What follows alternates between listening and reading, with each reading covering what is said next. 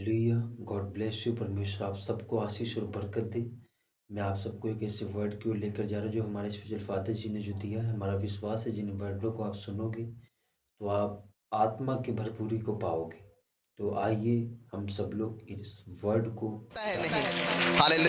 लिखा आराम के राजा का आराम के राजा का नामान नामक सेनापति अपने स्वामी की दृष्टि में बड़ा और प्रतिष्ठित पुरुष था, क्योंकि यहोवा ने उसके द्वारा अरामियों को विजयी किया था।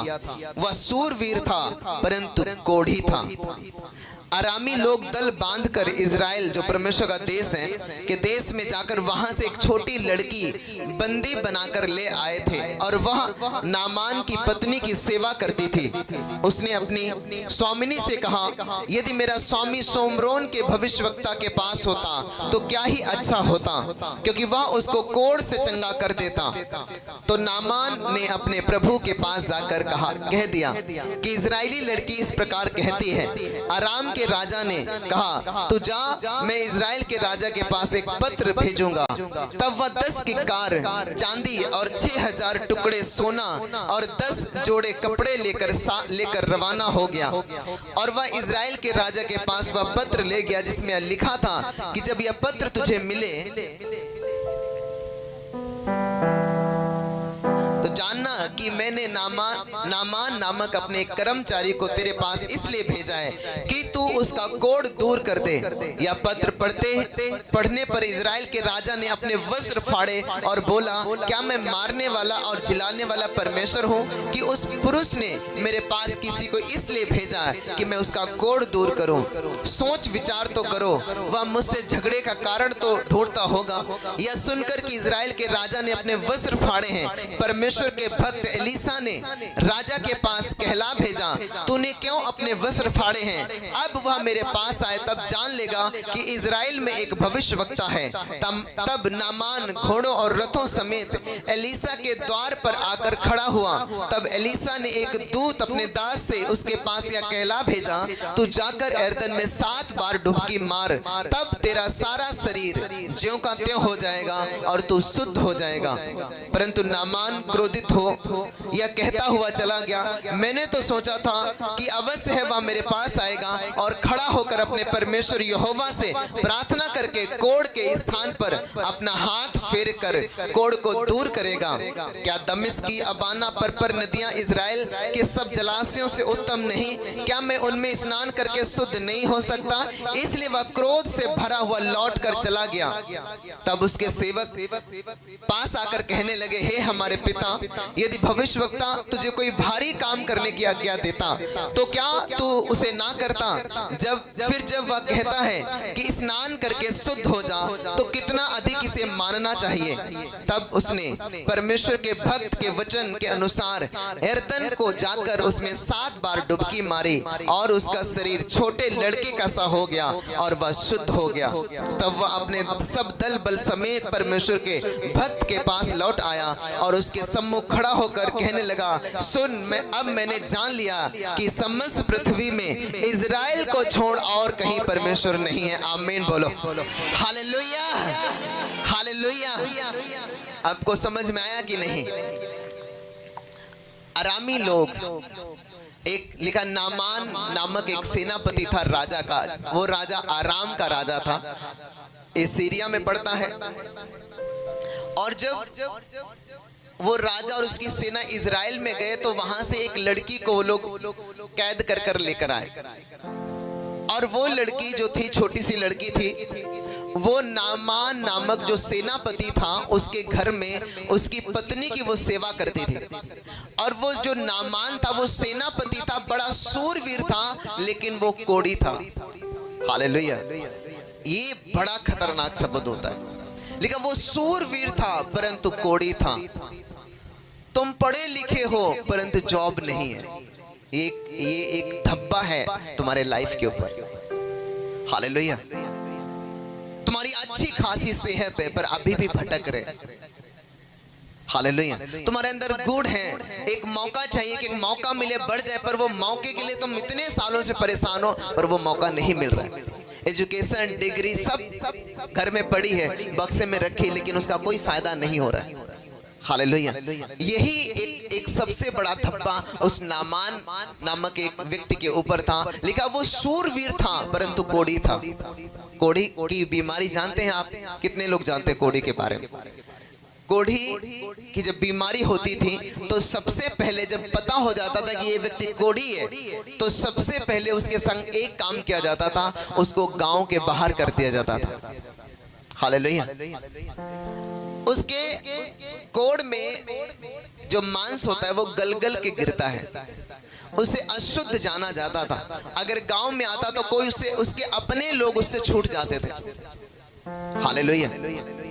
तो ऐसी बीमारी उसको थी। और जब वो लड़की जो इजराइल की थी, इजराइल देश की थी, जो परमेश्वर का देश है, उस देश की जब लड़की ने देखा कि मेरा स्वामी जो है वो कोढ़ की बीमारी में है, तो उसने अपनी स्वामिनी से कहा कि अगर ये मेरा स्वामी मेरे देश में परमेश्वर के दास के पास अगर जाए तो परमेश्वर का दास इसे ठीक कर देगा। और ये बात जब उस नामान को पता हुई, उसने राजा को बताया जाके कि राजा, एक इजरायली लड़की है जो मेरे घर में मेरी पत्नी की सेवा करती है, वो ऐसा ऐसा कह रही है कि अगर मैं इजराइल में एक भविष्यवक्ता के पास जाऊं तो मैं ठीक हो जाऊंगा।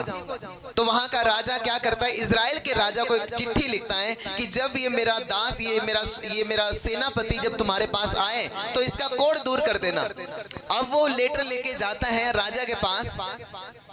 यहाँ एक सबसे बड़ी एक गंभीर बात जो पवित्र आत्मा मुझे सिखा रहा है, उस लड़की ने कहा था कि अगर मेरा स्वामी सोमरोन के भविष्यवक्ता के पास होता तो वो चंगा हो जाता।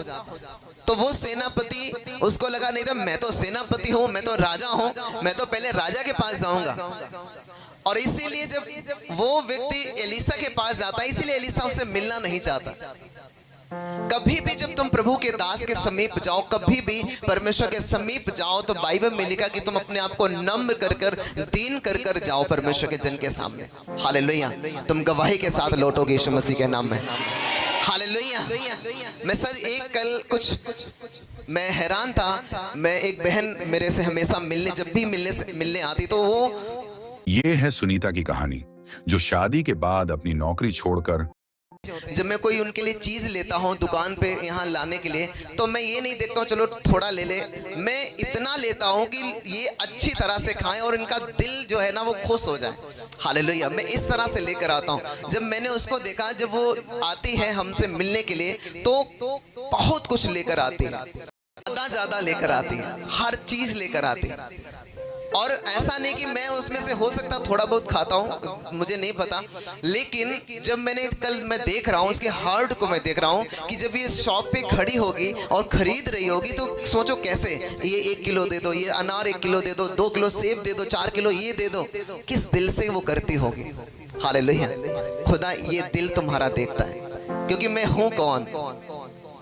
मैं कुछ नहीं हूँ। हालेलुया। प्रभु ने मुझे भेजा है। और अगर आप तुम मेरे लिए कुछ करते हो तो प्रभु के लिए करते हो। तुम मुझे गालियां देते हो तो प्रभु को देते हो। तुम मेरी बड़ाई करते हो तो प्रभु की करते हो। हालेलुया। मैंने बताया था जिस दिन मैंने जॉब के लिए मैंने बोला भाई मेरे मालिक अब मुझे नौकरी नहीं करनी, अब मुझे प्रभु की सेवा करनी, उसी दिन से मैं प्रभु के हाथ में हूँ। हालेलुया। तुम मुझे ब्लेस करोगे तुम ब्लेस होगे, तुम मुझे कर्ज करोगे तुम कर्ज पाओगे। हालेलुया। ये बात समझने की जरूरत है। जब उस नामान कोढ़ी ने वो चिट्ठी जो उसके राजा ने लिखी थी, और जब इजराइल के राजा के यहाँ जाता वो चिट्ठी दिखाता है, और उस चिट्ठी में लिखा था कि जब ये मेरा कर्मचारी तेरे पास आए तो उसके कोढ़ को दूर कर देना। वो राजा घबरा गया, उसने अपने कपड़े फाड़े और उसने कहा कि क्या मैं परमेश्वर हूँ? क्या मैं मारने और जिलाने वाला परमेश्वर हूँ? और ये बात एलिसा को, जो प्रभु का दास था, एलिया का चेला था, उसको पता चल जाती है। अपने सेवक को भेजता है और बोलता है जाओ उसको बुला के लेकर आ, तब वो जान लेगा कि इजराइल में एक भविष्यवक्ता है। आमीन। और जब वो अपने दल बल समेत नामान कोढ़ी, क्योंकि उसके आप देख रहे हैं 12,000 लिखा है कि इसमें जो सोना लाया, चांदी लाया, कपड़े लाया। आज आप जाते हो नॉर्मली से दुकान में जाते हो, भैया कितने की साड़ी है, कितने की ये पैंट सेट, आप ले लेते हो आराम से। पर ऐसे पहले नहीं होता था। पहले कोई कपड़ा बना बनाने वाली मशीनें, फैक्ट्रियां नहीं थी। हालेलुया। वो लोग रेशम से कैसे कैसे कपड़े बनाते थे उस समय। तो जिनके पास कपड़े होते थे वो बड़ा, जैसे आज आप अपनी लड़की की शादी में कार दो तो वैसे जो कपड़े देता था इतनी बड़ी बात हो जाती थी। हालेलुया। और हुआ क्या, जब वो वहां गया तो एलिसा के जहां घर था एलिसा का, उसके घर के पास रुका।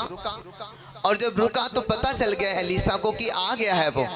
तो अपने एक दास से बोला कि जाओ नीचे जाओ, और वो जो खड़ा है नामान कोड़ी, उसको बोल दो जाके जाओ, यहाँ पर जो नदी है हमारे देश में यरदन नदी, उसमें 7 बार डुबकी लगा ले और वो उसका कोढ़ दूर हो जाएगा।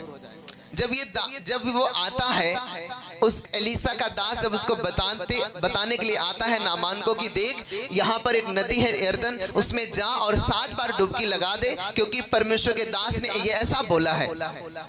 और वो जब नामान कोड़ी सुनता है ये बात, उसको क्रोध आता है, उसको गुस्सा आती है।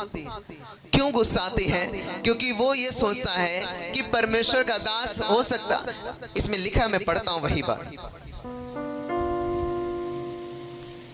परंतु नामान क्रोधित हो यह कहता हुआ चला गया, मैंने तो सोचा था कि अवश्य वह मेरे पास बाहर आएगा और खड़ा होकर अपने परमेश्वर यहोवा से प्रार्थना करके कोढ़ के स्थान पर अपना हाथ फेर कर कोढ़ को दूर करेगा। आप बहुत सी उम्मीद प्रभु के सामने लगाए होते हैं, या प्रभु के दास के सामने लगाए होते